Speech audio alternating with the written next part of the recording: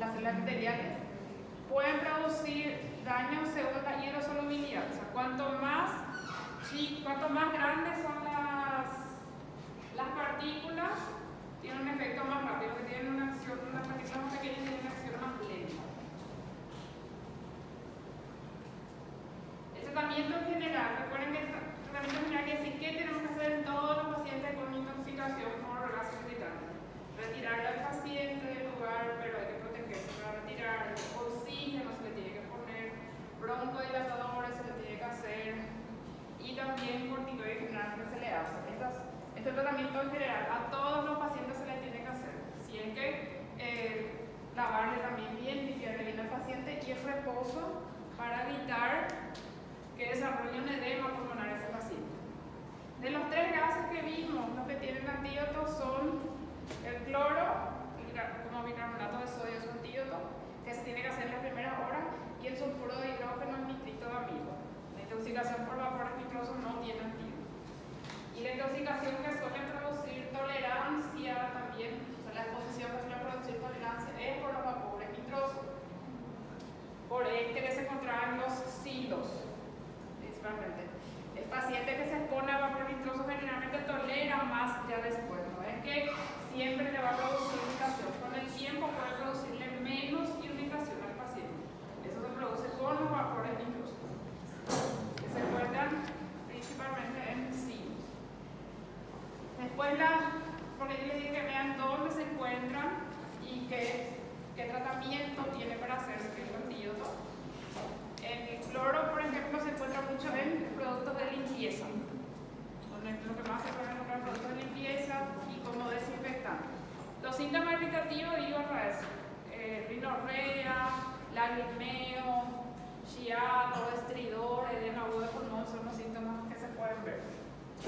El sulfuro de hidrógeno se encuentra, o sea, el azufre se encuentra en sustancias que están en descomposición, donde hay descomposición de la materia orgánica, donde se está pudriendo materia orgánica. Generalmente donde se tiran desechos de humanos, fosas sépticas, las cloacas,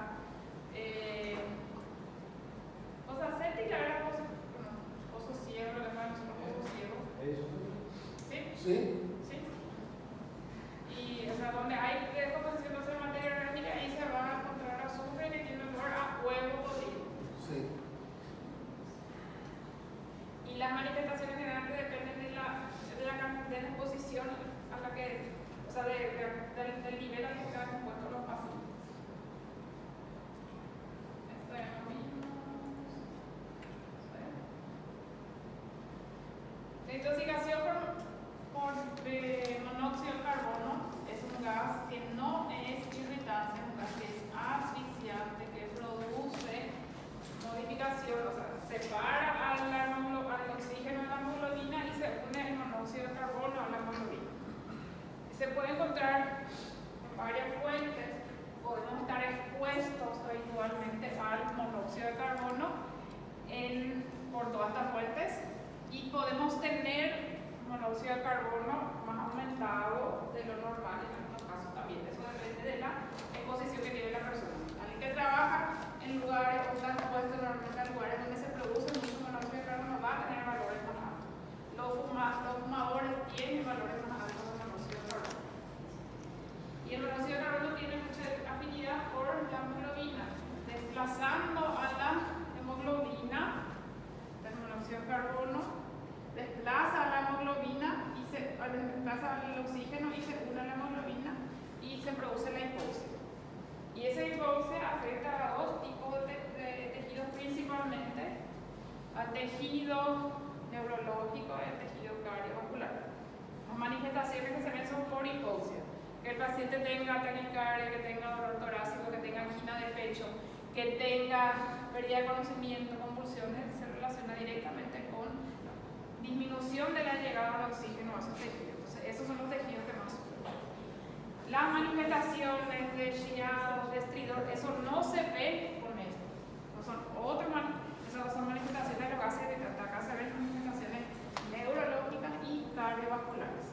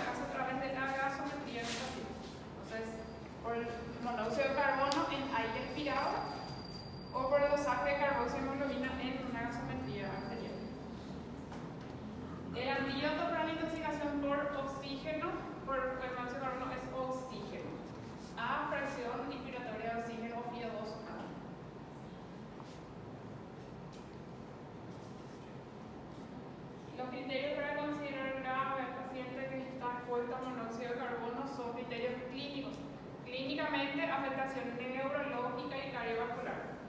Niños y embarazadas que estuvieron expuestos, y laboratorialmente son los valores de carboxiemoglobina, de monóxido de carbono en aire respirado, o en gasometría, que se busca también, aparte de la carboxiemoglobina. ¿Qué otro valor miramos? ¿Qué otro criterio miramos en la gasometría? Está ahí. En analíticos. La acidosis. Eso también se mira, entonces. La gasometría. Los valores de hemoglobina, de carboxiemoglobina, el valor de monóxido de carbono en aire respirado o la acidosis que tiene el paciente. Esos son los criterios analíticos, clínicos, manifestaciones neurológicas y cardiovasculares, y niñas y embarazadas siempre se van a considerar de gravedad.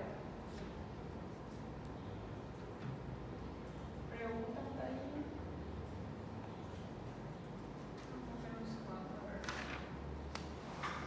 Las sobrinas no nos faltaban.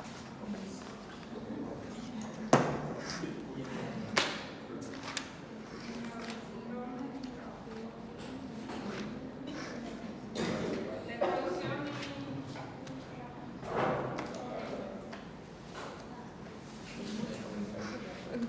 pero faltan maestros. Sí, creo que hay falta de parte de introducción, pero voy a decir los tipos de. Una de las cosas eran los tipos de intoxicación aguda, intoxicación retardada, intoxicación crónica, que eran de acuerdo a qué criterio, el criterio de tiempo. Y la intoxicación, de acuerdo al grado, es leve, moderada y grave.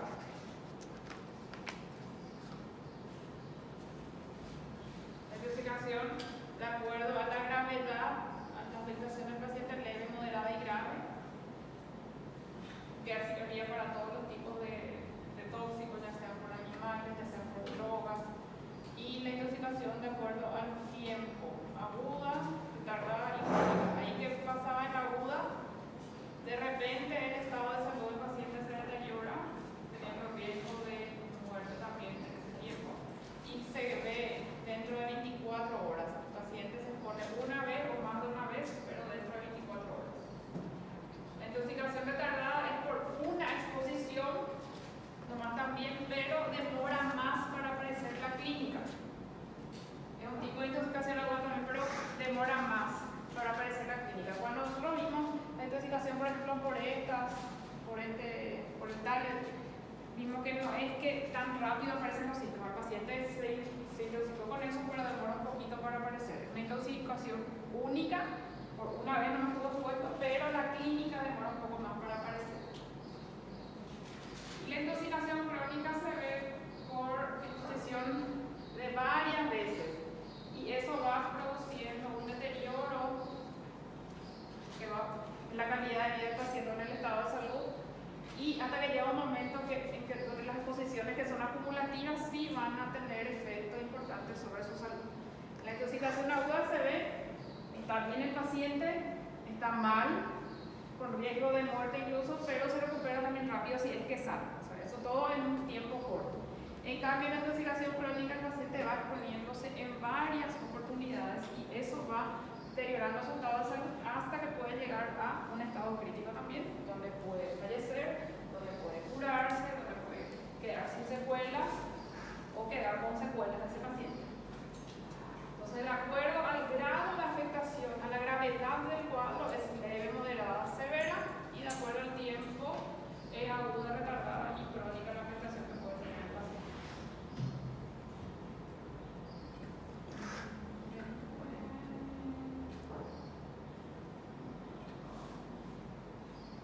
Las intoxicaciones que son accidentales y las intoxicaciones que son también voluntarias, si recuerden.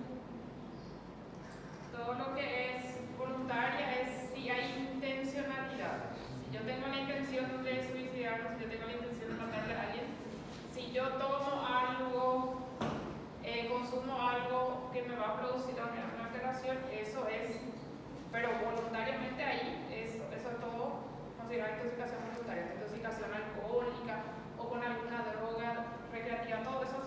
voluntario. El doping es voluntario. En cambio, las posiciones en tu trabajo, en el medio donde estás, en el ambiente donde te encuentras, eso es involuntario. Por más que está ahí porque quiere dejar a ese paciente, pero no es que se está intoxicando porque quiere. Alguien que está expuesto a su trabajo, a algún gas, por ejemplo, eso es involuntario. Las intoxicaciones por medicamentos que son también por error o porque tomó de más, eso no es considerado, eso es considerado involuntario también. Las intoxicaciones alimentarias también son consideradas involuntarias. ¿Se entiende? Entonces, para la diferencia entre que es voluntario e involuntario.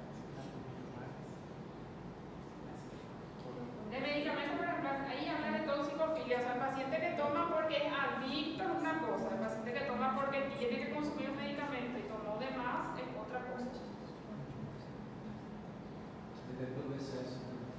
Sí, hay exceso, pero no fue con intencional, o sea, no es un dependiente, sino que se equivocó en su dosificación.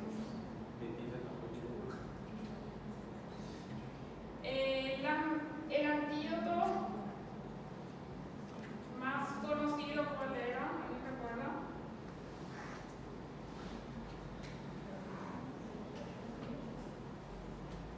El que tiene efecto para disminución de la absorción. Carbón activado es el que más conocido. Se utiliza como medida de contaminación digestiva, solo digestivo, o sea, no va a utilizarse para contaminación por otra vía, solo por una intoxicación digestiva se utiliza. No hace falta que sepan para qué sirve, pero ahí es el que más se conoce. Los antídotos para la intoxicación de origen desconocido, ¿se recuerdan? La glucosa, prepolicemia, naloxona, que es para opioides, flumazenilo, que es para benzodiazepinas, y la tiamina, que se suele hacer pacientes alcohólicos.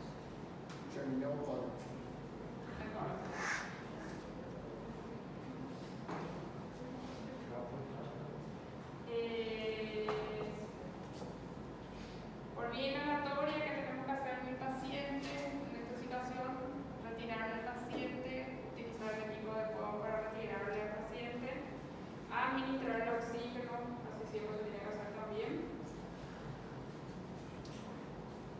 Esta es la posición de seguridad para el paciente para disminuir el riesgo de broncoaspiración, se mide el glúteo lateral izquierdo. Estos son los casos donde se tiene que hacer oxígeno de los pacientes. El monóxido de carbono y ácido sulfídrico que vimos, lo primero que se tiene que hacer es administrar el oxígeno. En la intoxicación por vía cutánea que tenemos que hacer, limpiar al paciente. Suero se usa en ojos, en piel se puede usar agua y jabón, pero sobre lesiones abiertas tampoco conviene, pero la solución salina al suero se usa en los ojos. En intoxicación también por piel, ¿qué no tenemos que hacer en los casos de mordedura, por ejemplo? No tenemos que hacer torniquete, no tenemos que cortar la herida, no tenemos que succionar la zona de la herida tampoco. Esa medicación que trae adrenalina, corticoide y antihistamínico, ¿para qué sirve? ¿Tratamiento para qué caso es? Shock, anafiláctico, anafilaxia, alergia. Adrenalina, corticoide y antihistamínico. ¿Ya no? ¿El paciente cómo le llaman en la lista? Alex Adrián, Alexandra de Souza, Ana Rafaela, Presente. Ana Sotinelli, Andresa Chanca, Presente. Antonio Vidal, Araceli Beatriz, Presente. Ariel Esteche, Presente. Bruna Freitas, Clara Martínez, Presente. Cintia Santos, Daphne Lices, Débora Brandao, Elton Jones, Felipe Antunes, Presente. Giovanna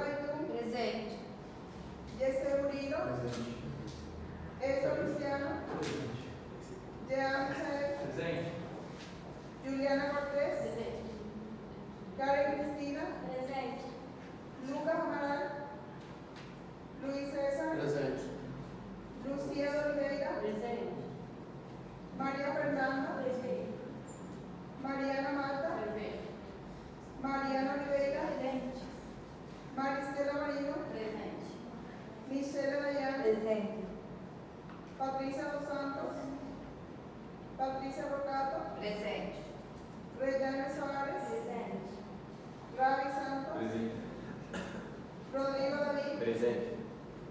Tamírez Machado, Presente.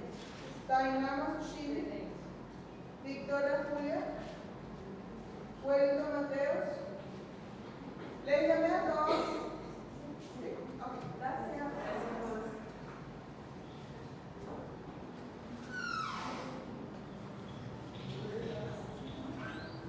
El artículo considerante que es de elección es benzodiazepina o diazepam. Las medidas de contaminación digestiva son 4. Inducción del vómito, lavado gástrico, carbón activado y laxantes. Casi siempre cuando se hace carbón activado, ¿qué más hay que hacer? Si le hace carbón activado, ¿qué otra conducta también hay que tener con el paciente? ¿Cómo? Sí, lavado gástrico y otra cosa más. El carbón activado hace que se quede en el tracto digestivo y no se absorba, pero tiene que acelerar su evacuación, entonces tiene que acompañar con catárticos, con laxante. Le haces el lavado gástrico con el carbón activado y le haces también laxante. Para todo, entonces, si hace el carbón. No. Cuando vomita mucho, no hace, cuando tiene mucha diarrea, lo que no hace falta laxante. Porque ya estaba teniendo diarrea. Si no ha terminado que se hace. Las medidas de contaminación digestiva entonces son 4. Lavado gástrico, administración de carbón activado, relaxante y la inducción del vómito. La inducción del vómito es la que tiene hay algunos casos donde no se tiene que hacer porque hay riesgo de lesión, en el caso de cáusticos, en el caso de hidrocarburos, en el caso de pacientes que están inconscientes o que puedan convulsionar. Esos son los casos donde está contraindicada la realización del vómito.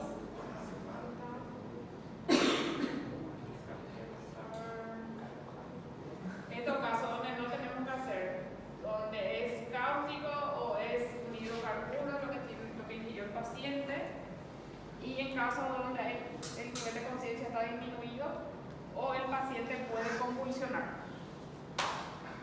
En esos casos no se tiene que hacer la inducción del vómito.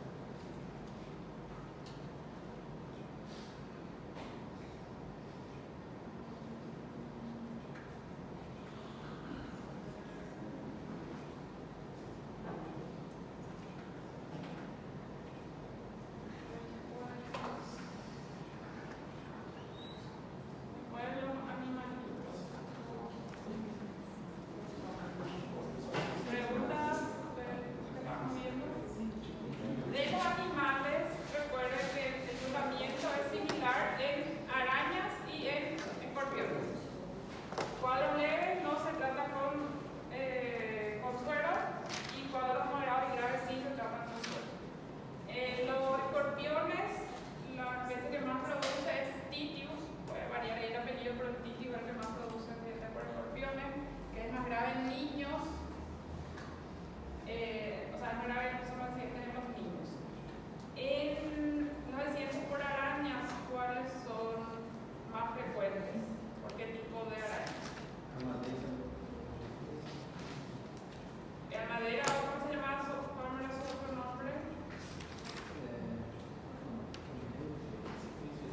Poneutria.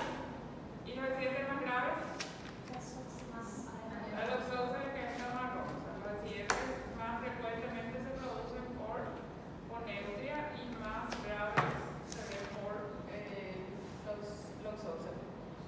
Acá en los cuadros de escorpiones, en los cuadros leves no se hace el suero y en los cuadros moderados y graves sí se hace el suero. La poneutria entonces produce lesiones más frecuentemente y doxoxia lesiones de mayor gravedad que producen afectación sistémica, coagulación intravascular, lesiones necróticas en los pacientes. Estos no inyectan veneno, toxina, estos producen lesiones, o sea, cuadros por desprender sus pelitos.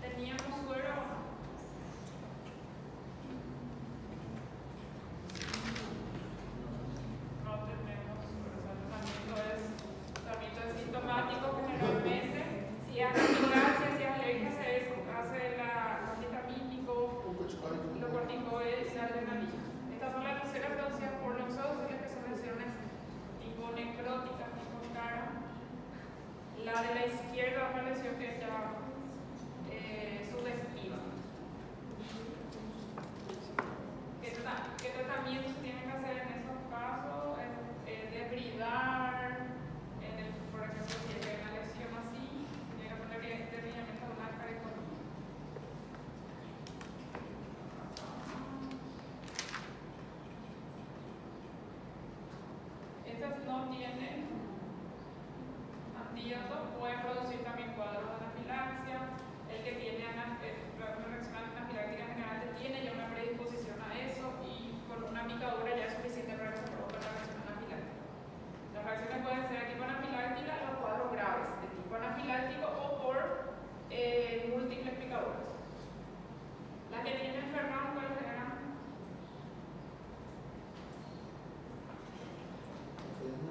Abejas son las que tienen Ferran, hay que retirar un paciente que fue picado. Las avispas no tienen. Generalmente los cuadros por avispas son más leves que los cuadros por abejas. Así es característica de la picadura por abeja.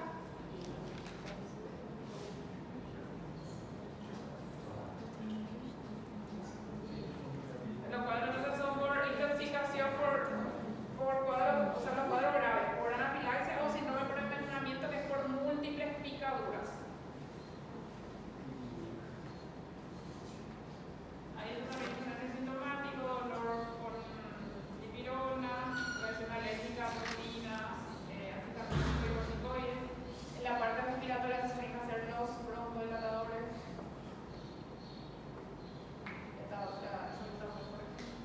Tratamiento para la anafilaxia. Tienen que remover los aguijones. Paciente con abeja, picadura por abeja. Y el siguiente por hormiga también tiene un tratamiento generalmente sintomático. Analgesia y antihistamínico es lo que más se suele hacer.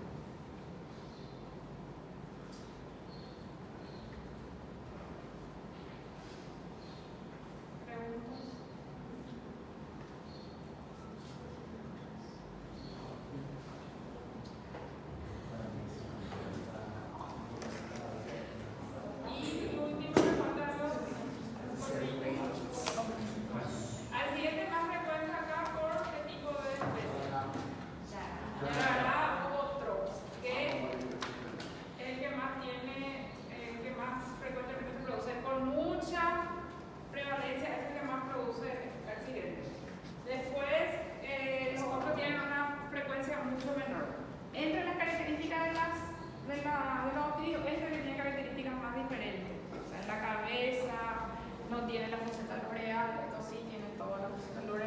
Estos son más parecidos y este es diferente.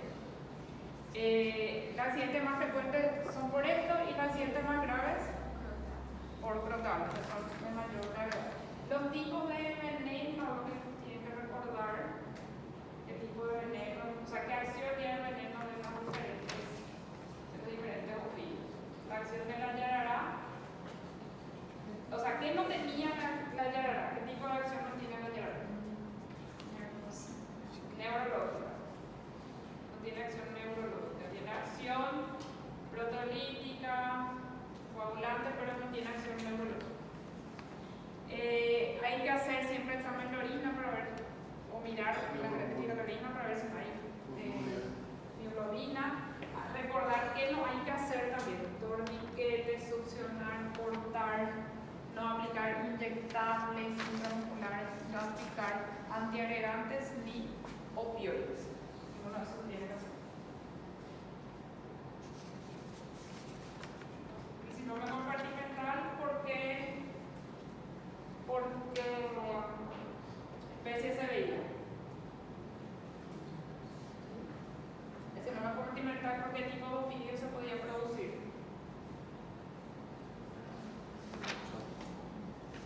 Yarará y había uno más.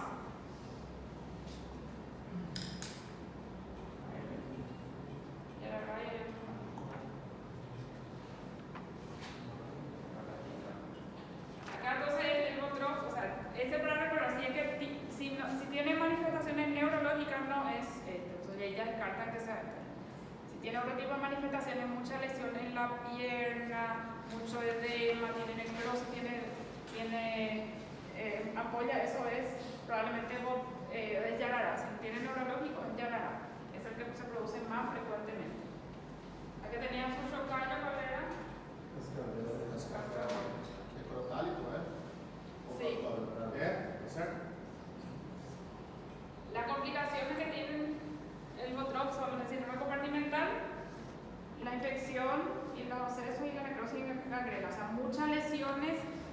la zona donde sufrió la picadura, la mordedura en este caso. Acá todos tienen que recibir su suero. Todos los tipos de accidentes tienen que recibir. Se hace la clasificación de acuerdo a los criterios clínicos. Siempre se pide esto. Recuerden, para todos los tipos de accidentes se pide el tiempo de coagulación. Porque eso se tiene. Independientemente de cómo está, igual se hace el suero, pero siempre tiene que pedir el tiempo de coagulación en los accidentes coronavirus.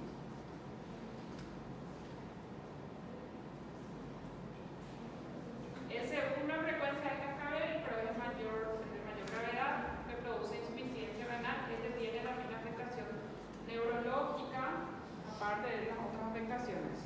La rhabdomiólisis también tiene afectación neurológica.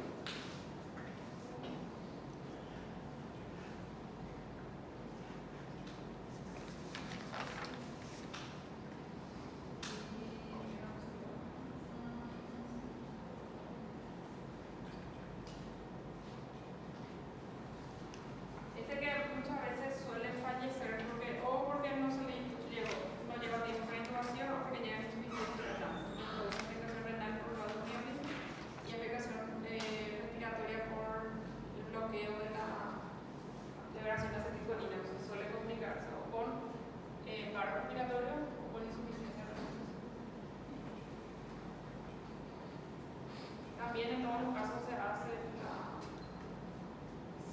el dosaje del tipo de la coagulación y del suero.